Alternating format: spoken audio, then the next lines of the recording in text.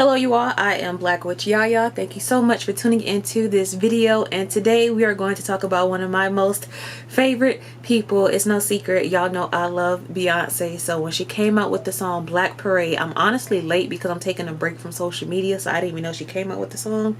But she came out with a song called Black Parade, and once I listened to it, just the spiritual, I can't even say symbolism because in some parts she just outright said it. The song just made me very happy hearing someone outright upfront being spiritual, because I know it's a lot of us that's still in the broom closet. So just hearing someone like, oh Oshun, oh Yemaya, and I know like in a lot of movies or in songs we have to be like, oh my gosh, so they talked about the waters and a cool steady wind and a fire, they must be talking about. But Beyonce was outright like, Oshun, Yemaya. You heard me? Yeah, my yeah. It was just nice hearing someone just being upfront with it and not trying to hide it. Y'all been knew Beyonce was about that witch life, so that's no secret. But I want to dissect the lyrics. This is going to be a fun video because we're talking about Beyonce, we're talking about music, and we're talking about spirituality. It's like perfect. I'm not going to sing for you guys. You're welcome. First, let's start off with the title. In my opinion, she's comparing or calling the protest a black parade, which I feel like is good because I hate on the news when people are calling them riots or they're just saying they're dangerous people, they're thugs out there. So it's just beautiful seeing how she called it a black parade. My boyfriend and I did go protesting, and it honestly does feel like a black parade. Whole bunch of black people doing black stuff for black people. It's just real black. And also this song was released on June 19th, Juneteenth. So first verse, I'm going back to the South. I'm going back, where my roots ain't watered down. Of course, the meaning of the South is where black people blossom, where black people grew. I don't want to just say this is where slavery started, but the South is really the roots in America for black people and where our pure origins were discovered. I'm going to read the notes that I put. I said South is the origin of African American culture, because you know African Americans is a different topic. This is the place where all hell broke loose. Slavery, the powerful cries of our ancestors and their practices, hence why African spirituality is most popular in the South. And also, you guys, if you want to know the transition from African spirituality to America on the slave ship, watch my Yemaya video. And also where she said her roots aren't watered down, to me that means the roots aren't watered down by Christianity. You guys know Christianity was placed on black people during slavery to control them, basically saying this is white Jesus, he looks like me, you shall obey us both, and if you don't, you're going to hell. So you guys know how that all, I won't go too much into that because that is a different video for a different day. So for the notes I put, roots are not watered down by Christianity, which was a seed planted by white people in the earlier years who told slaves the Orishas were devils and they're doing witchcraft and that's evil and Jesus won't like it, and to be happy and hopeful and one day free and be like me, you have to worship this white man. Also, you guys, just a tad, just going sidetrack, if you really think about it, for the people that are closed-minded when it comes to Christianity and thinking African spirituality is evil, just ask them, why would you worship someone that is the oppressor in America? And we'll leave that at that. Stay focused. Growing like a baobab tree. So basically the significance of a baobab tree, you guys, if I pronounce it funny, I do have a country accent. I'm from the South. So with the baobab tree, this is where Orishas lived in the sky. They lived in a baobab tree, and it's the tree of life basically. And if you Google it, they'll say, oh, it's the tree of life because it stores water for the summertime. It's like, yeah, all that. But also this is where the Orishas live. Of life or fertile ground, ancestors put me on game. Your ancestors will always lead you. History repeats itself. Anytime someone dies, you have a spirit guide. That's what I say. Ankh charm on gold change with my Oshun energy. Of course, this is reference to her song Mood Forever, which I mentioned in my Oshun video. If you do not know who Oshun is, I suggest you guys go watch that because I really don't want to repeat myself. But we all know Beyonce, Oshun. Drip all on me. Whoo. Ankh are the dashiki print. So basically African fashions, and this is when she goes later on in the song to say, motherland drip on me. Like you just dripping in your African culture, the fashion, the look, the energy.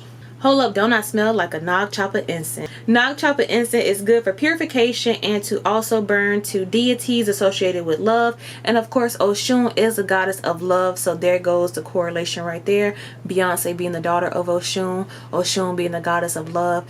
Nog chopper incense are beautiful for love spells, love candles to burn it in your bedroom. Like, it's just it. Yeah, pure ice, ice, ice. Bust down. Flooded, flooded, flooded on my wrist out, going up, motherland, motherland, drip on me. I'm making this sound so corny. I hope you guys listen to the song. So basically, you guys know how the saying goes, pure ice is black, so black is pure, and when it's tainted, it becomes white, not the other way around. And of course, motherland is of course Africa. Keep skipping down. She says, oh yeah, I can't forget, history is her story. So basically, history, you guys know, is told by man, but it's actually her story because it starts in the motherland. It starts in Africa. You could also think about it as the mother Orishas. It all started there. Like, it's literally called the motherland for a reason. Like, it's her. She birthed this entire world. So this is the chorus. Honey, come around my way, around my hive. Of course, honey being in relation to Oshun. She say, honey, come around my way, around my hive. And hive being the bee. Bzz, Oshun, Queen Bee, Beyonce. It's genius. So the next part is, whenever mama say so, mama say. So when your mother always call you, you go. When Yemaya calls you to that water, you better make your way to a beach and get in that water. Don't come empty handed, because you don't go to people's house empty handed. Bring some pennies, bring some white flowers, bring some copper, bring a crystal. Like, go to the water.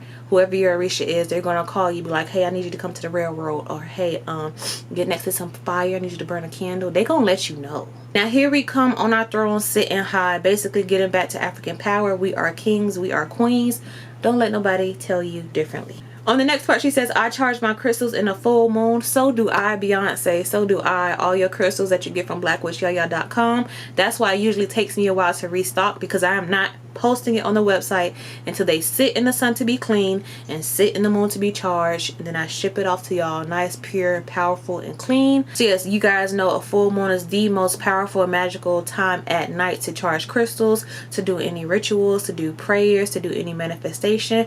A full moon is just associated and draws in a lot of energy from the universe and within you as well. This part, she says, you could send them missiles, I'ma send my goons. I think she talking about gangas. If you don't know what gangas is, I'll cover it in a different video, but I think she's talking about gangas. And she says, baby sister repping Yemaya. So Beyonce's Oshun, Solange is Yemaya, so am my girl. Anywho, and also she said, made a picket sign off your picket fence. You guys know the dream of was to have a big house and a picket fence. So this can, let me try to explain this the best way possible. So when you take someone's property and use it to your advantage to send a message or to get something that you want evoked, it's kind of like a spell. You use that certain concept or certain spell to take someone's property to control it. So basically, with you taking someone's picket fence, like I'm taking away your dream and I'm sending you a message, like I'm taking this and I'm standing on it. You know, I hope I'm explaining it right. Like, you take someone's property, like I'm gonna take your white dream of a big house and a picket fence, and I'm gonna use it for my message. I'm taking back my property. I'm taking back my throne. You know, I hope you guys get it. 400 Billy Mansa Musa. Woo. For those of you guys who don't know who Mansa Musa was, he was the wealthiest black individual of the Middle Ages. So she just basically correlated her riches to the riches of blacks, Africans in the Middle Ages. This is my absolute favorite lyric. I hope she starts aligned with this on shirts. I need posters. I need hats. I need everything. Ancestors on the wall, let the ghost chit chat. That's a message within itself. Ancestors, let the ghost chit chat. If I do have to break it down, you know, your ancestors are the ones who guide you now that have passed away, whether it's current or way before.